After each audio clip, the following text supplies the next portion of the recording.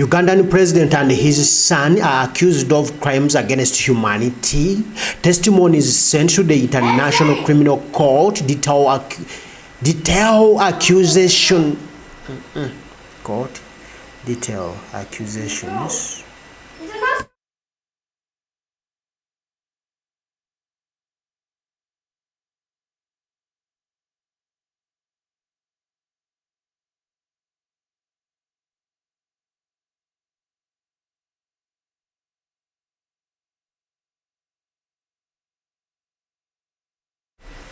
Testimonies sent to the International Criminal Court detail accusation of torture and abuse committed against hundreds of civilians before and after elections. Is there a video? Let's look at this.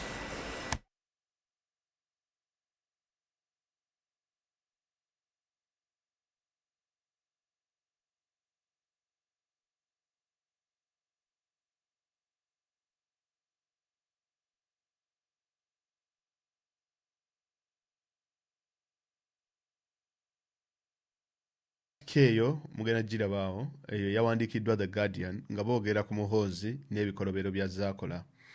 Mugende mu gisupporting, muteekeko tweets ezisupportinga, muteekeko tweets eziraga nti ddala kituufu ebintu Muhoozi byabadde azaakola, ebifaananyi bya SFC, ebifaananyi by'okukubibwa kw'abantu, okubuzibwawo kw'abantu kwonna.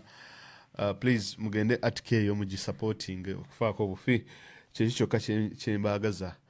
Mukole ku article eyo, in fact nayo ngenda kubanga njogerako olunaku olwaleero, kyenva mulaba njagala mube nga mugikolako article eno eya The Guardian.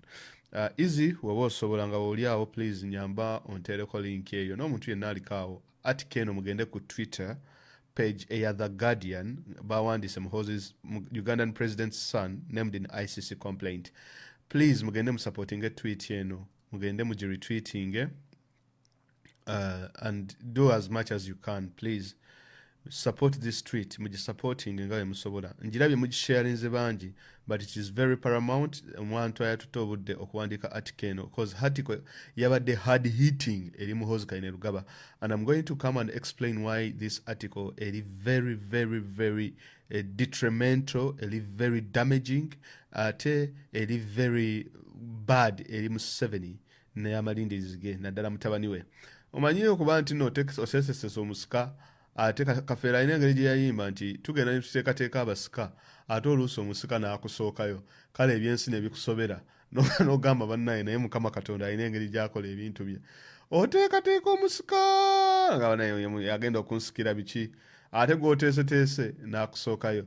Kakati olaba nga batandise okulumba ono omukulu amanyikiddwa nga Muhoozi Kyebabade Batya omanya nti eyamwalula esiride. Kale baganda bange mundage support, mutulage support bannaye, katweet yako mukaweereza omuliro, mukalege love, mukalage fire, njagala zirayikinga nnyingi zirize mutuwe eza bulijjo 1000, muzitegeera ziri 1000 kubanga ebisajja by'enaare mu biri muno biri mu kukola ki, biri mu ku byabadde bigiwambye tweet eno, okitegeera byabadde bigiwambye, naye we tugigenda ne tugikalakata ne tugiwa ne tugyongerako kiba kijja tukolera ebisajja hamu abigobyeko kirungi kuba waliwo nasembyeyo keberako wali ng'ebisajja biwambye tweet yonna, naye kaakati kati yawo yes okay kati yawo naye twagala zibeera 1000 mumanyi ziyize musukuma kuba kati ono ye munnamawulire wa The Guardian, omunnamawulire wa Guardian okulwaninga story eyo n'akuwandiikako bannange. Ekyo kiba kinene nnyo. The Guardian gwe kikyoyogerako. New York Times ewandise, The Guardian ewandise, Economist, Foreign Policy, CFR, ago gonna amawulire kasita olabanga muve kwe buno bu New Vision simanyi kati Museveni abasigalire omuwandiikako ebirungi olumuli owani asoma olumuli entatasi waliwo amawulire ago ge balina Uganda, entatasi yeyogera ku bya Museveni byakoze, olumuli beboogera ku bya Museveni. Naye kakati The Guardian, gwe okimanyi Guardian okufuturinga, you know what you're talking about. Naye kati gwe olabayo omusajja entatasi, simanyi red pepper, simanyi bukedde, simanyi kamunye zezo Nze promotinga tourism. Nze Kamunye nageza mpandikako. Tuvaawo bubi nnyo. Kamunye nange nze mayanja. How can you future me ni Kamunye? Nze siri level za Kamunye. Siri level za Ntatasi na Lumuli. Ndeke mbokedde inze awali Kasalabecha woteeka ne mayanja. Kakati ezo level twazivaamu. Ezo level ne Kyagulanyi His Excellency Robert Kyagulanyi Ssentamu naye yazivaamu. Amawulire agayina okuwandiika ku byakola geegano The Guardian. The Guardian. Nembo bakuwandiise. Mwana bankubye mawulire ki? Mbu Ntatasi. Olumuli. Eptop. Waliwo Eptop. Mugagega promoting tourism. Kamunye. Wali wakubyewo bakubye mu red paper. Eno haina bataddeyo haina. Waliwo akagundi kebalinga balwani nga bavubuka ba red paper. Nga bakayita haina.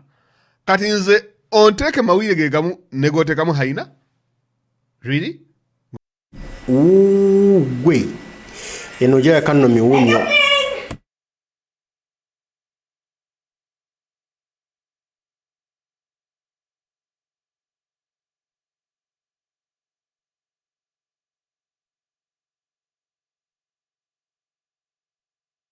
Bwekibanga kintu kituuse wano awumanya engoma ekuze. Ugandan president and his son are accused of crimes against humanity. Awo yongeza omuliro gwabadde alina wootudde yongeza eggaali. Luno lugenda kutunyumira wano wetuli wetulina okunyweza munnayuganda wenna gy'oli manya nti engoma ekuze. Twongere kuuta obujulizi twongere kubujjayo kubulaga nsi General Yoweri Kaguta Museveni abadde alimbidde ensi ebbanga ddene kaakati ng'alina abalobisiti bangi bazannyeyo emizannyo gye kati ku luno guno Kyagulanyi bonna yagenze n'akwata oleyo naayera kino Museveni afeesa eggaali ezo yali yazimba eggaali Kyagulanyi ali mu kubreakinga ggaali za Museveni. General Museveni waali akasiza nti kati gavumenti egenda omutabani obanga kati ali mu ICC mwetaaga taata ali mu ICC mwetaaga buli omu ali mu ICC beetaaga barobist bali yateekawo nga bonna kakati Kyagulanyi abambudde kitegeeza amagezi ga Kyagulanyi malalamu obwongo bwa Kyagulanyi bulalamu. Kino Museveni obulongo bwe yakozesa Kyagulanyi abusaabuludde just mu ddakiika bw'ati. Kino Museveni abusobeddweka ne mu